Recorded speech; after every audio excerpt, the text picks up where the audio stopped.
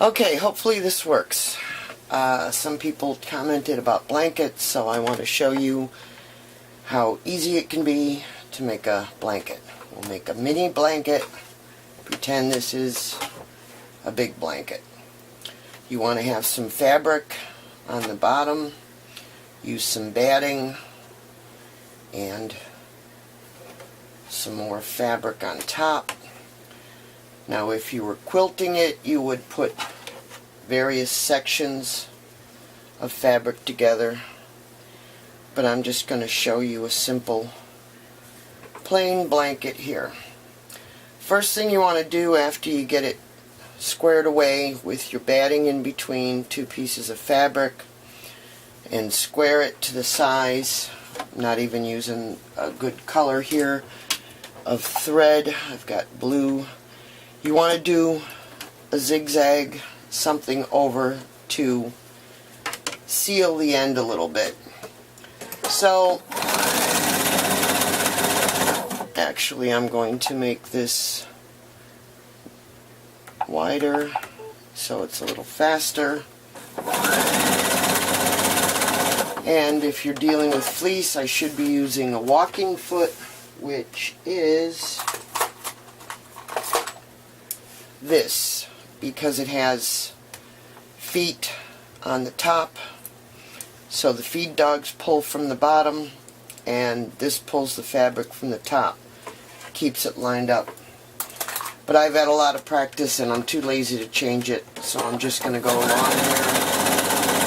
Another thing is, if you have a sewing machine that keeps the needle down, it's a good idea. Then when you're lifting up and smoothing things, the needle stays in place, so you don't have to worry about it moving. So you go all the way around.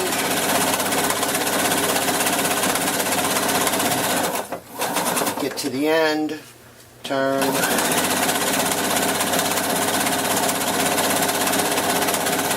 And this is really not lined up right because I'm trying to hurry.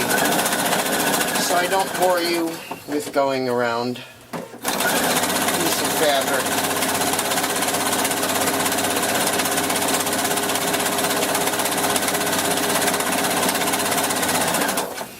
And it bunched up there, which is not good.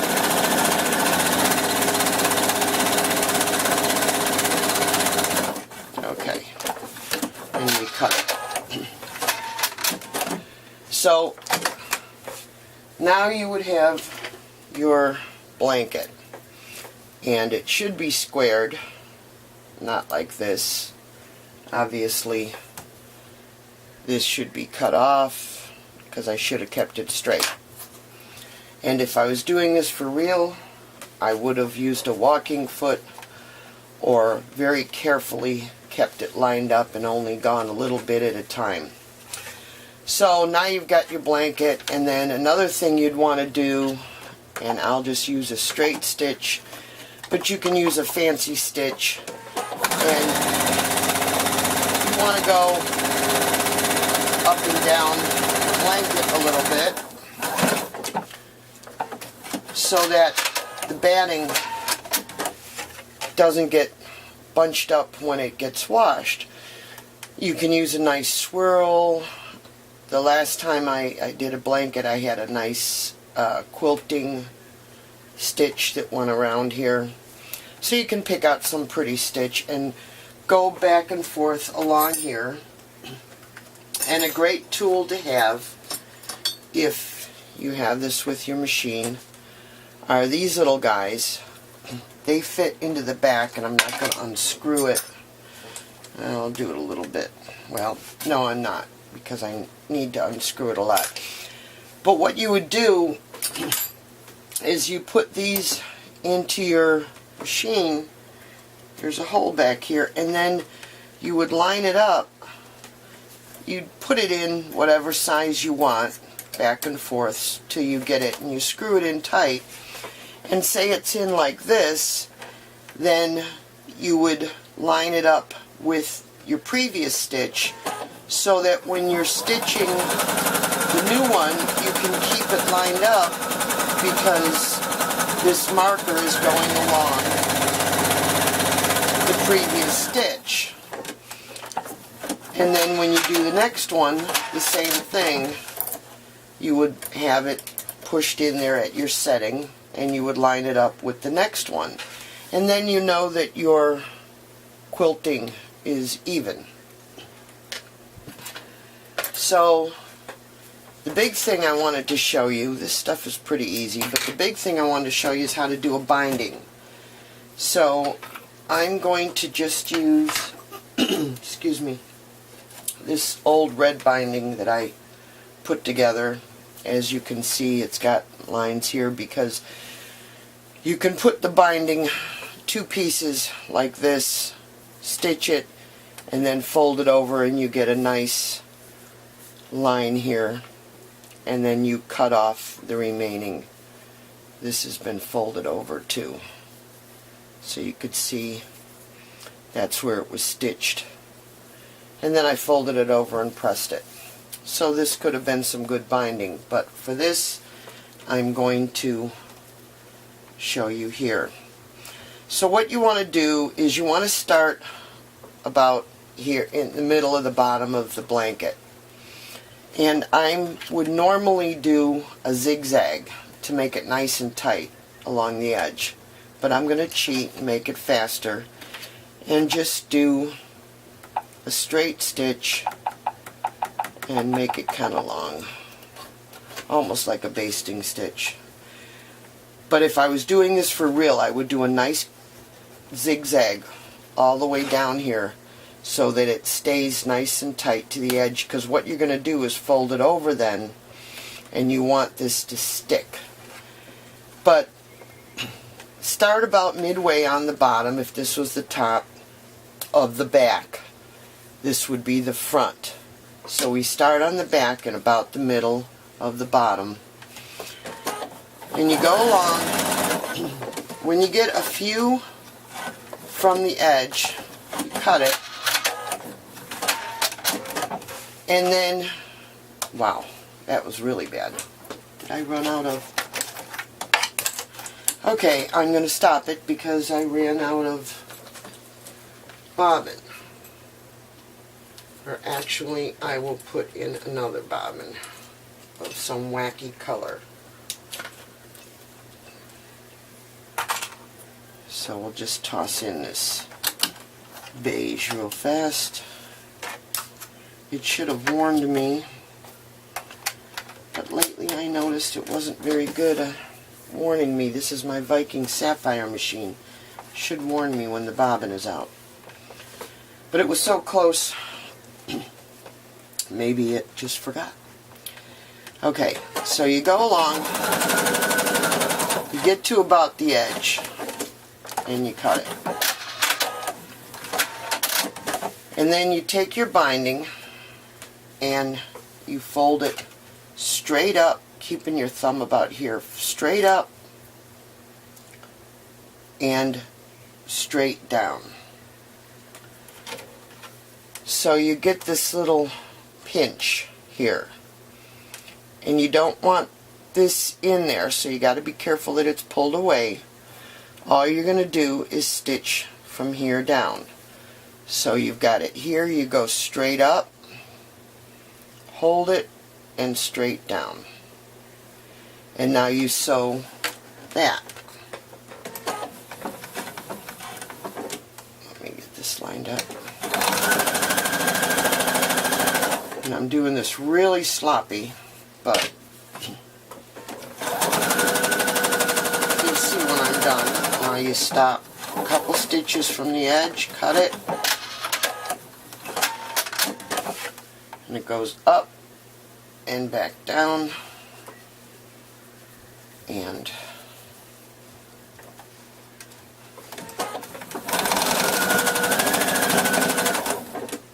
line it up a little better.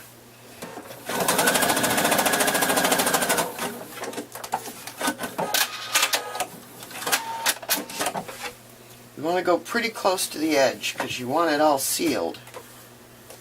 Up and back.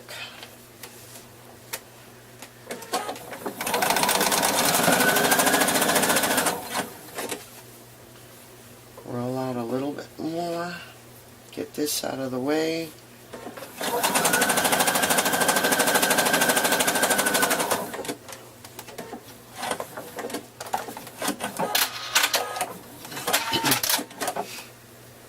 And up and back. Make sure your other piece is out of the way.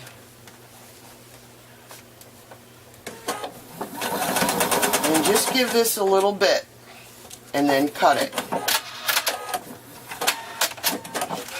So you still have this big piece, you got this little floppy, and you've got all these corners. You're going to cut this, give yourself enough. Can't tell you how many times I shorted myself by trying to be frugal with my binding and realized when I got to the end I was short. And that's pretty miserable. Now, there's a real cool way to do this so you get the nice angled edge.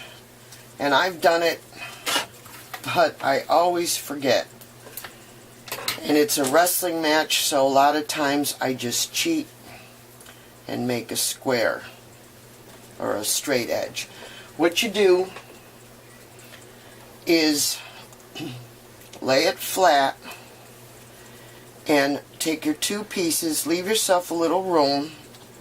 That's kind of a little bit of room. I would leave a lot more room if this was a real blanket. And put a pin just above the spot where you'd want to stitch it. Then pull it away, and like I said, I didn't leave myself much room here. Make sure it's nice and straight. Line up your pin, and you will probably want to pull the pin out as you start so you don't get it caught, because you're going to be going really close to it. So right about here, I pull it out and I go straight across. And you would go backwards and cut it so it's secure. And then you can cut this nice and close to where your edge was. Get rid of the extra piece of thread. And it should line up evenly, which it did. So what I did was I pinched it, pulled it up straight, the two pieces. See, it's not sewn yet, so I'm going to sew across there. You pinch it, put a needle just above where you're going to be stitching, and then stitch close. And if you get it right, which I just did, it'll be smooth. And then you continue sewing along that edge. Now you've got your binding all the way around, and you can flip it, and then I start at the same spot down at the bottom. As you can see, it's not quite centered. I would measure this better so I get it right as close as I can to the center. Sometimes with really big blankets it's kind of hard. So you turn it over and you would put on, say, a nice blanket stitch. And I'll widen this here also so I don't bore you with too much sewing. But a blanket stitch is nice. It's straight with little lines that go across and holds the edge. Looks cute. So you start here and go across. When you get close to the edge, you're going to fold this over and make a nice square. And I probably went a little bit too far. Like I said, if I was doing this for real, I'd be much more careful. You fold that in and then carefully, oops, let's stop the reverse. Go over it a couple of lines. And then zip down this side. Let's widen this more.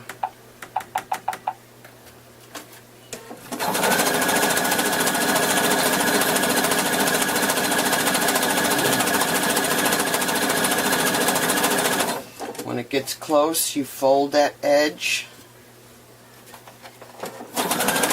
and carefully get it.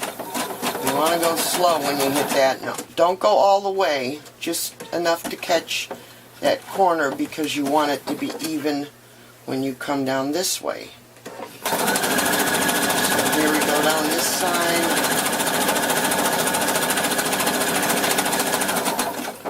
And you fold in the edge.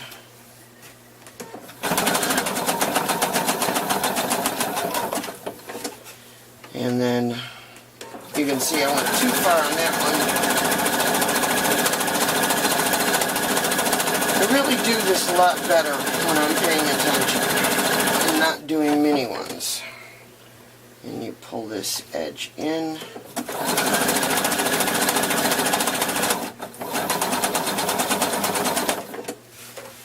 And it's got a little wrinkle there because normally I roll my finger and make sure that it's nice and straight and smooth.